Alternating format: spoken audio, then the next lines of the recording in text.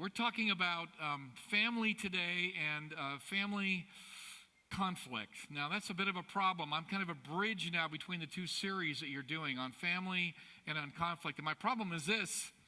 This is Sacramento. This is not the Bay Area where I come from. We lived there for 30 years. This is a church. We don't have conflict.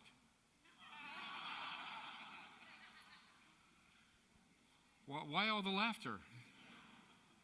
Of course we do. We're human.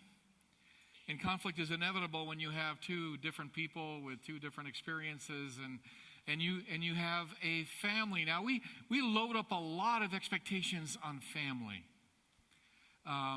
Family is the place where we find stability and strength. Family is the place where we get affirmation, we get nurture, we get empowered to become the people, the adults eventually that we hope to be. And yet, realistically, as we come face to face with the reality of family, we know that family is fragile. Families can fall apart. There can be problems that divide us and discourage us and dishearten us and destroy us, actually. On the other hand, we're always praying for, looking for, and occasionally see the resilience of family. Whenever that happens, it's a miracle. I want to call our attention to a saga of a family in the Old Testament. It's a familiar story. It's the story of Joseph from Genesis 37. So I'm going to read that for us, this first section, and I hope there's something here for you. I'm pretty sure there is. The story of Jacob, one of the patriarchs, continues with Joseph, his son, 17 years old at the time, helping out his brothers in herding the flocks. So far, so good, right? Hang on. These were his half-brothers, actually, the sons of his father's wives, Bilhah and Zilpah, and Joseph brought his father bad reports about them. Israel, sometimes called Jacob, loved Joseph more than any of his other sons because he was the child of his old age. And he made him an elaborately embroidered coat, the many-colored Technicolor dream coat. When his brothers realized that their father loved their younger brother more than them, they grew to hate him. They wouldn't even speak to him. Joseph had a dream. When he told it to his brothers, they hated him even more. He said, "Listen to this dream I had. We were all out in the field gathering bundles of wheat. All of a sudden, my bundle stood straight up, and your bundle circled around it and bowed down to mine." Wow. His brothers said, "So, you're going to rule us? You're going to boss us around?" And they hated him more than ever because of his dreams and the way he talked. He had another dream. This kid had no filters at all. And told this one also to his brothers, "I dreamed another dream. The sun and moon and 11 stars bowed down to me." When he told it to his father and brothers, his father reprimanded him. "What's with all this dreaming? Am I and your mother and your brothers all supposed to bow down to you?" Now his brothers were really jealous, but his father brooded over the whole business. Wow. Family. Now, I know you're a little bit shocked because this is the Bible, and we're not supposed to find dysfunctional family in the Bible, right? Well, the Bible tells it like it is. It doesn't pull any punches. It's all there in the raw and very earthy, and the flaws are everywhere evident. But it's going so badly so quickly here, you have to ask some questions. Where does this come from? This family did not appear all of a sudden out of nowhere. Families have histories.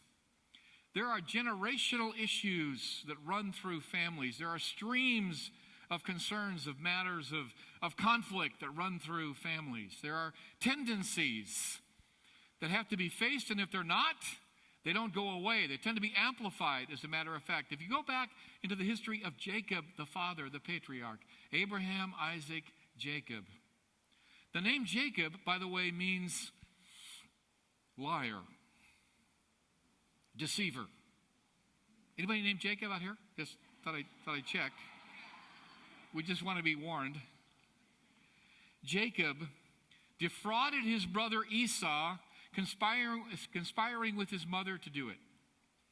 Later on, his uncle Laban defrauded him in his employment, and Jacob was cheated himself. And so this is now spiraling out of control. Later on, Jacob has this encounter with God. It's very mysterious.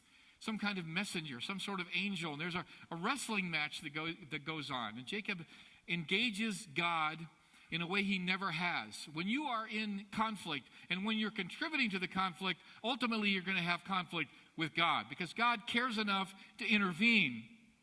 And he's going to give us a heavy dose of truth. And we're going to have to deal with it. And that's what happened all night with Jacob as he wrestled with this figure who represented God. And in the morning, Jacob said, I'm not going to let you go until you bless me.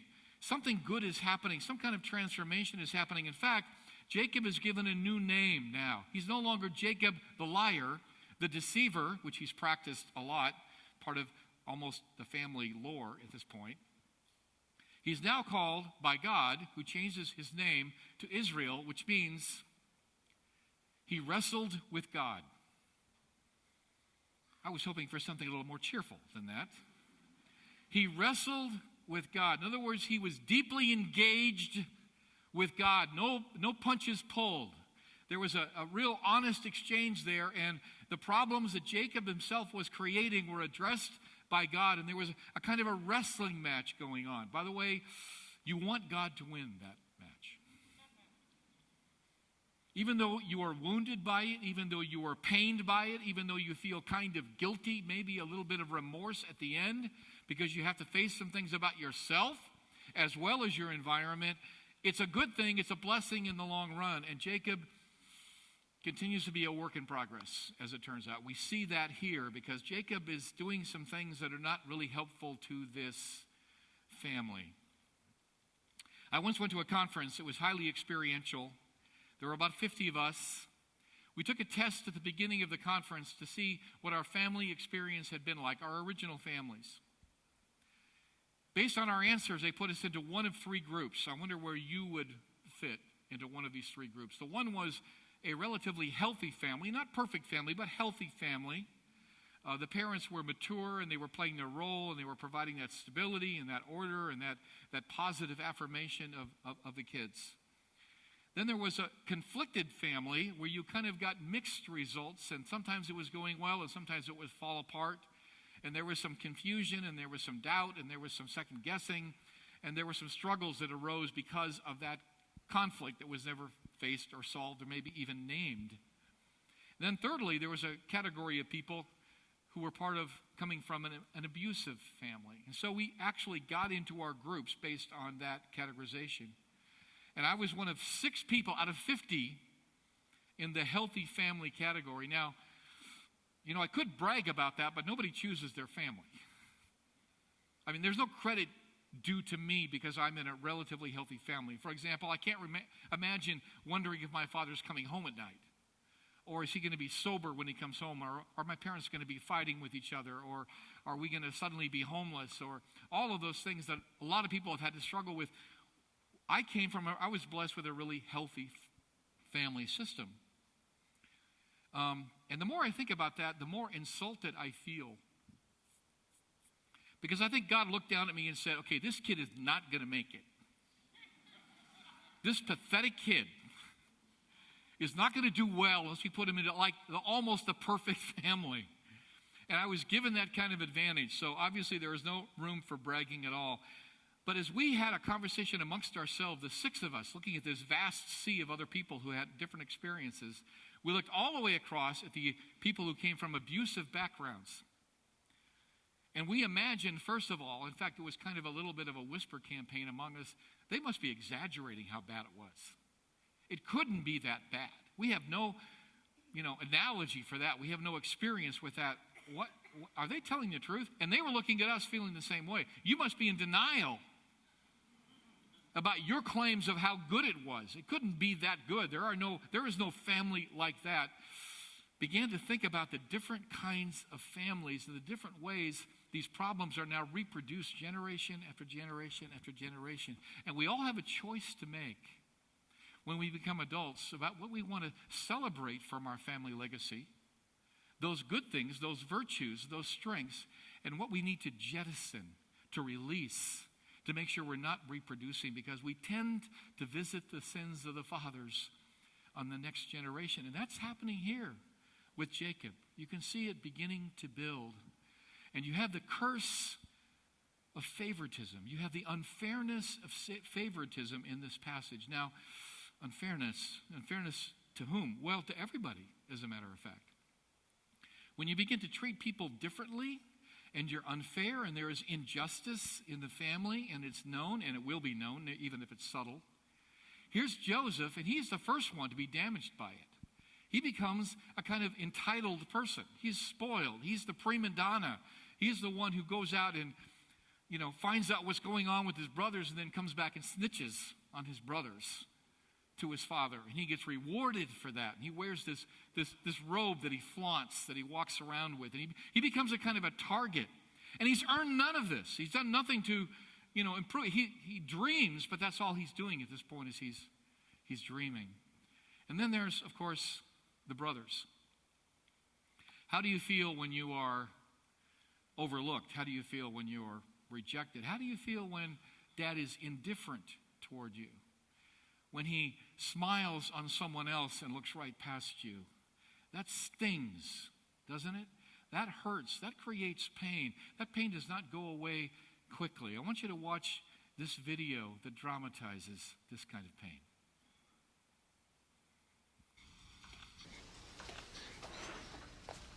Lou, if you walk out of Will's life now, don't you ever come back. Sit down. I ain't got time for no lecture. I said sit down, Lou.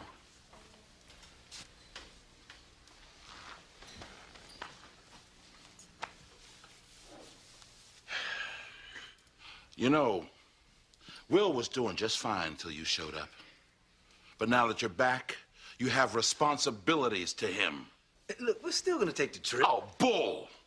Bull! Will is not a coat that you hang in the closet, then pick it up when you're ready to wear it. His life goes on. He's not supposed to be here for you. You're supposed to be here for him. You get off my back! You think I want this? It just happened! Now, when Will was a baby, I was scared. Cut the crap, all right? Cut it.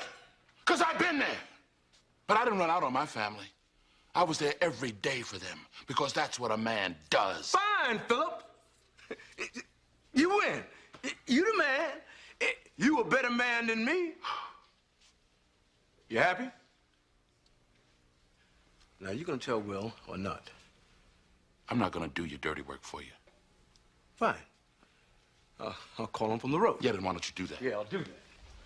Daddy-o! What's up? Will, man, I'm glad you're here. Some business came up I gotta handle.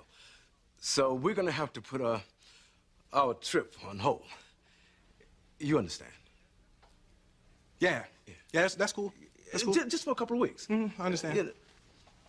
Yeah, maybe a little longer. Yeah, whatever. Look, I'll call you next week and we'll iron out the details, okay? Yeah.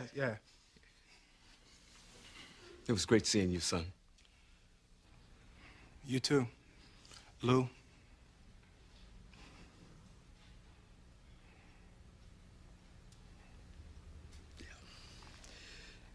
Yeah,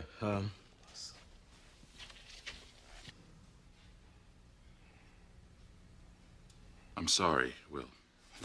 You know what? Actually, this works out better for me. You know, the Slimmies of summer come to class wearing next to nothing. You know what I'm Will, saying? it's all right to be angry. Hey, why should I be mad? I'm saying at least he said goodbye this time. I just wish I hadn't wasted my money buying this stupid present. I'm sorry. If there was something that I Hey, could you know do. what? You ain't got to do nothing, Uncle Phil. Hey, ain't like I'm still 5 years old, you know? Ain't like I'm gonna be sitting up every night asking my mom, when's Daddy coming home, you know? Who needs him? Hey, he wasn't there to teach me how to shoot my first basket, but I learned, didn't I? Hey, I got pretty damn good at it too, didn't I, Yeah, Uncle Phil? you did. Got through my first day without him, right? I learned how to drive. I learned how to shave. I learned how to fight without him. I had 14 great birthdays without him. He never even sent me a damn card. To hell with him!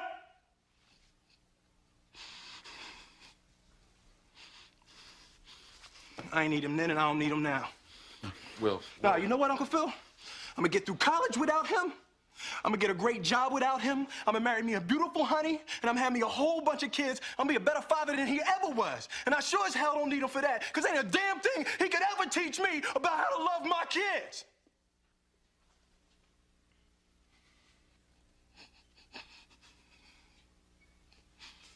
How come he don't want me, man?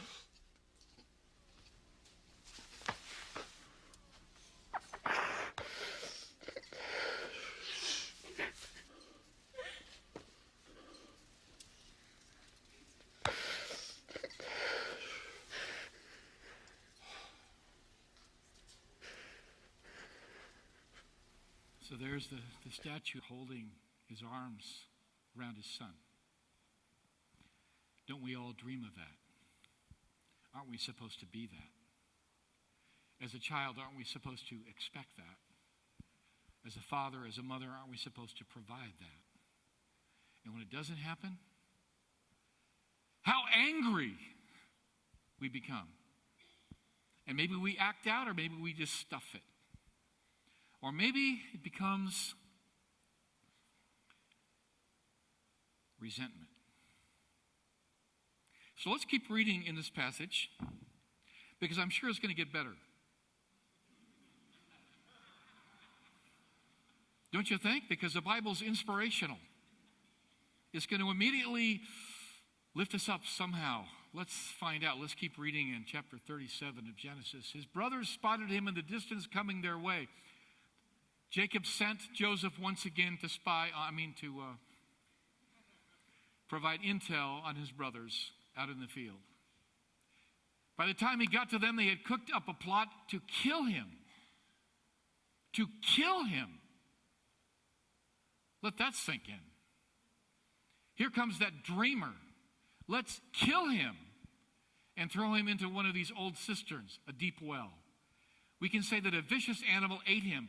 Then we'll see what his dreams amount to.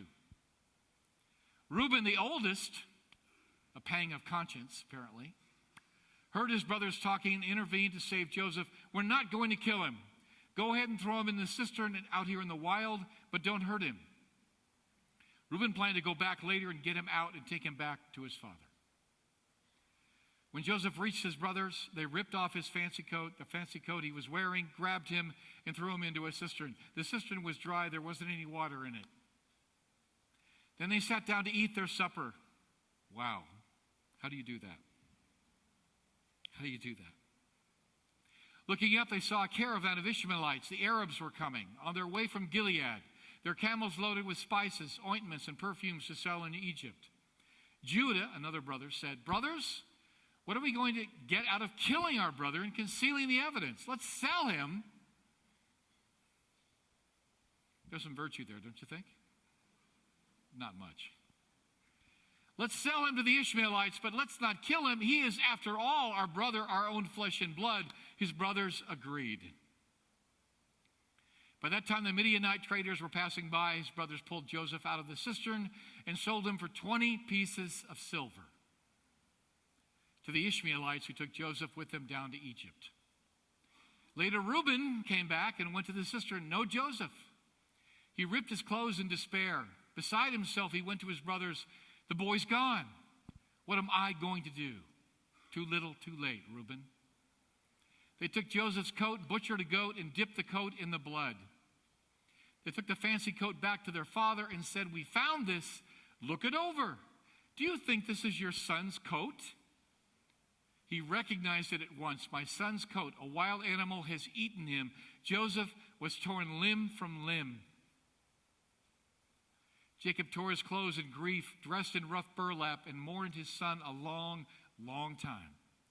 His sons and daughters tried to comfort him, but he refused their comfort. "I'll go to the grave mourning my son." His father wept for him. His sadness never stopped. almost hard to imagine except we've had our own experience. We know that antagonism can escalate. We know that conflicts don't just get waved away. Sometimes they go underground. Often they do. The whole family becomes toxic with secrets that we dare not reveal, with a kind of family folklore, a kind of conspiracies and factions and divisions. And when that happens, everybody gets hurt. Joseph pays the price. Who do you fault? It would be possible to fault everybody in this whole scene, beginning with Jacob, the dad, who set it all up, who was the catalyst for this conflict. And then the brothers, of course, but Joseph is not innocent here. He's immature. He's self-centered. The brothers are arguing amongst themselves. They're scheming. There's deception. There are lies. The truth is not told. There's no transparency. There's no justice. There's no fairness. And now we settle into a deep depth of resentment, which is capable of the worst, even getting revenge. Even the death of their brother. For a moment, they contemplated that.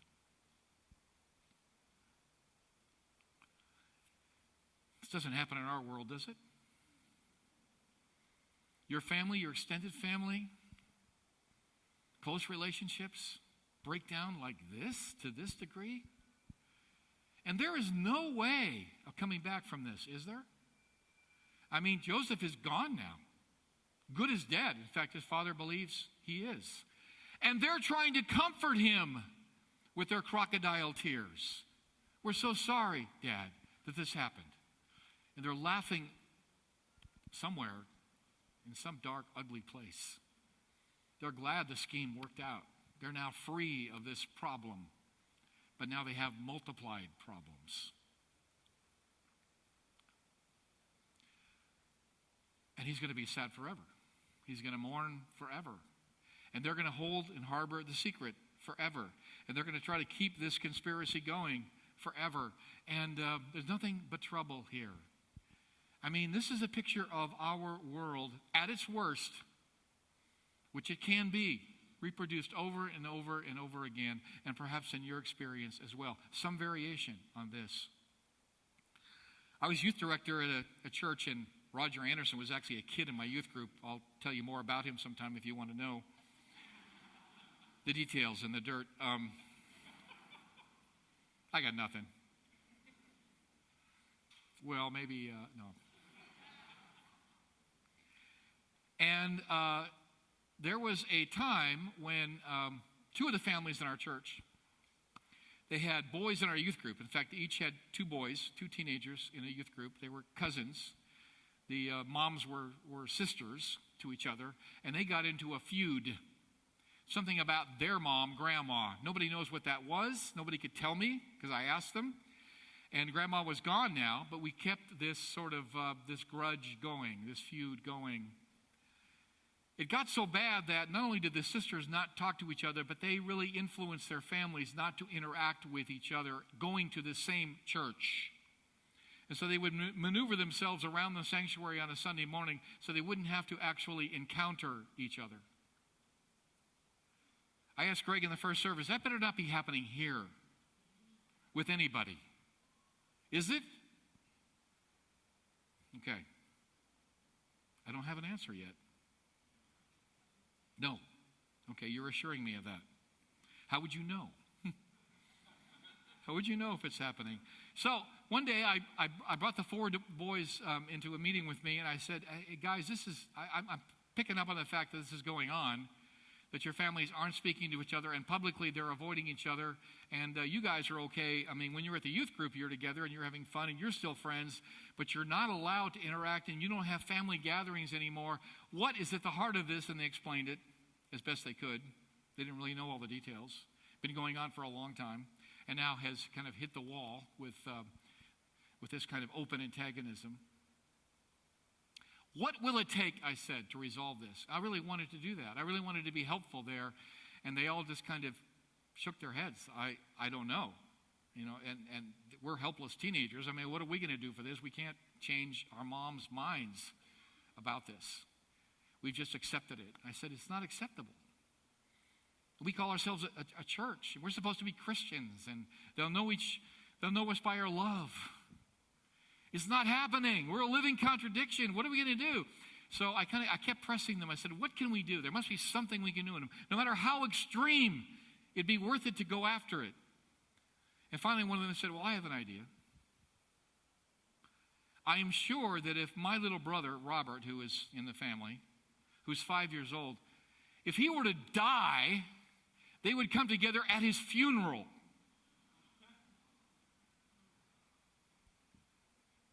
And I'm thinking, okay, what are we going to do now? Plan to sacrifice this kid, this innocent little boy, so that these families can finally come together.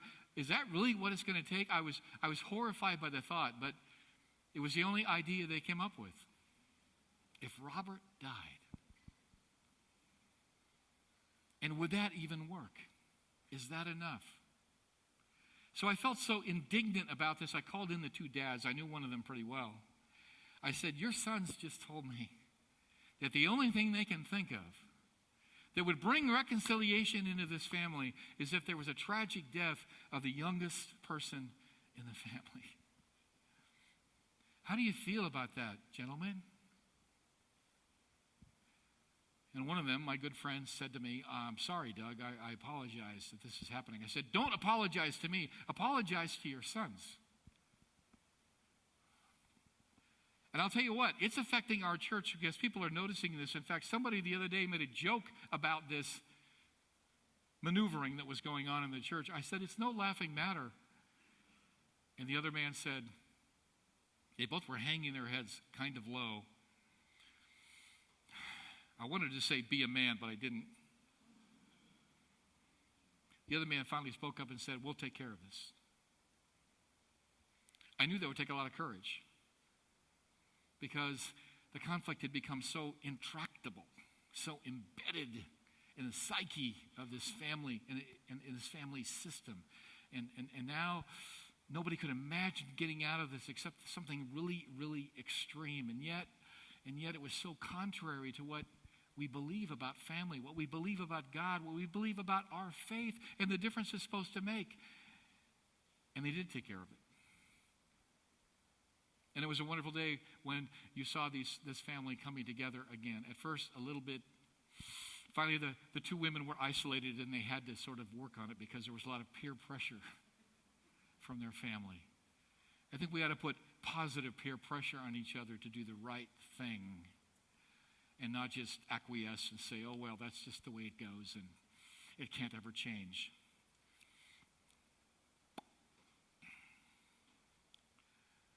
Sometimes there's a miracle.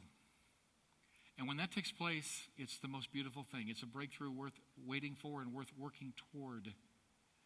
In Joseph's case, if you've read the rest of the story, we don't have time for it today. Greg reminds me.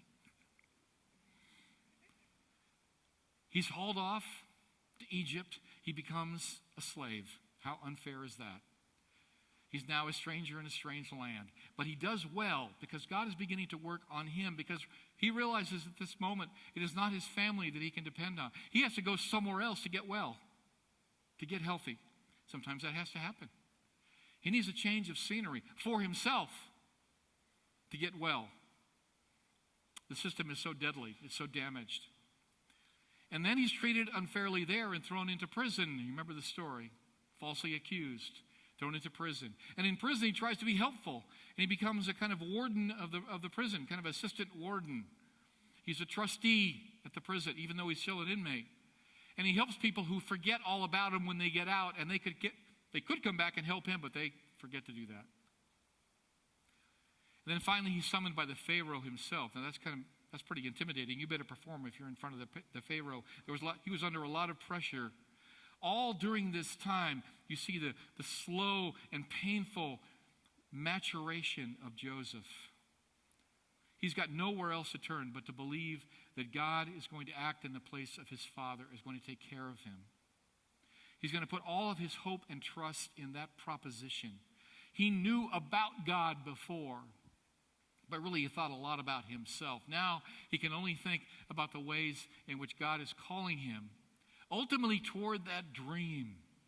But there has to be a lot of reconstruction going on inside of Joseph, a kind of recreation of his character to become that man who in God's design becomes a leader that's going to actually save the world and his own family. And at the very end, chapter 50 of Genesis, please read to the very end. In fact, read the whole story, 37 through 50. Take you a few minutes, really, to get the whole story, the whole saga. It's so improbable that it would be that bad that soon, a death threat, and then it would be resolved in this way by somehow God making arrangements. God who is sovereign, God who is bigger than our family dysfunctions, God who can bring healing into places that seem impossible. And Joseph meets his brothers again. They don't even recognize him because now he's wearing makeup. He's an Egyptian. Eyeliner. And now he looks totally different. He's now part of the Egyptian culture, but still in his heart, he's a Hebrew of the Hebrews. And he recognizes his brothers. And he could have gotten revenge, but who's going to break this cycle for the sake of this family? Not just for Joseph, not even just for his brothers, but everybody related to them, and for his poor father who's still back home lamenting, who's also part of the problem. Who's going to break the cycle? Who's going to break the cycle, the endless cycle, in your family, in your closest circle? Who's going to break that cycle? Who's going to step up? Who's going to wrestle with God and wrestle with the truth and acknowledge your own complicity in this? There probably is some, to some degree. And to humbly say, I want to work on this, beginning with me. Lord, I need your help, whatever it takes. And I want to be a mediator. I want to be a peacemaker. I want to be a reconciler. I want to be somebody who represents this gospel, this good news of what God can do when he intervenes. And Joseph gets that because he's gone through that story and he sees what God has done for him. And now he wants to do it for his family. And at the end he says, you meant it for evil. I know you did. I'm letting all of that go. I'm releasing all of that. I'm forgiving you because I know God meant it for good. God has taken the very worst and turned it into something beautiful and powerful and life-saving. And then he spoke to them with kindness, totally unexpected, completely countercultural, something that we can't do on our own unless God is doing a work in our heart, in your own family. Families fail sometimes and don't come back. I know that. You might know that. That's why God has created a forever family. In fact, there's a psalm that says God puts the lonely into families. He takes the orphan. He takes the one who's rejected. He takes the one who has been hurt and abused. He takes people who can no longer live inside the conflict that nobody else is even recognizing and steps out of that and becomes part of this community of faith, this family of God, this forever family. If you're watching this video that hits so hard and it's so raw, so emotional, and you're hurting for the young man, of course, if you have a heart at all, but don't overlook Uncle Phil, who's the father figure in this story, more of a father than his own father. And you and I are called to be Uncle Phil to other people who don't have families, who haven't felt loved, who haven't gotten the affirmation, doesn't know what they're worth in God's eyes. We get to show them that. We get to be the pastor, the teacher, the coach, the friend, the big brother, the big sister. And our world is dying, is crying out for people who will play that role and bring the healing. And as we come to communion today, I think we're not only receiving a gift of God's forgiveness of us to reconcile us, but we're now pledging ourselves to become agents of that reconciliation. And like Uncle Phil, to hold, to listen to carefully, to absorb the anger sometimes. It will sometimes come back at me even though I don't deserve it. I'm not part of that scene.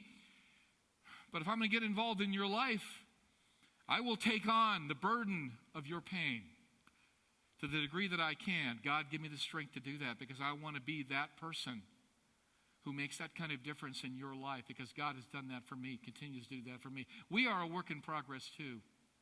And in many ways, we're part of a dysfunctional family. We have the dysfunction going in us. Yes, we do. But God, the God who intervenes, the God who keeps on loving, the God still has a plan for a family that he's piecing together, and he's made a way for that to happen. Would you pray with me? Lord, show us, each one of us, what you want us to do. First of all, to recognize, even wrestle with you if we have to, about this conflict going on that we are part of somehow. And sometimes we're contributing to it. We might have even started it. God, forgive us. Perfection is not possible in this world, but you hold the key to the healing that can come and to the peace, this beautiful gift that you offer us through the Prince of Peace, the one who gave his life, the one who took on our conflict at that moment in that epicenter of conflict on a cross, forgiving us even as we were putting you to death, plotting to kill you. Oh, I wasn't there, I want to say, but I was. My sin was on you. Your blood was drained, your body was broken, and I was part of the problem. And now, Lord, as you invite us, we can be part of that solution you have in mind. That's why we are here. No other reason but to be a preview of your kingdom come into our world, into our families, into our relationships, into our marriages, into the great division that's going on in our world, in our nation. God, show us what you want us to do. It does take the death of someone, the sacrifice of someone to bring together people who refuse to come together, and that's already happened because of Christ. And show us how to take this message and live it, and to hold on to the one who is homeless, who is fatherless, who is motherless, who is left out, who needs to know about your great love. In Jesus' name, amen.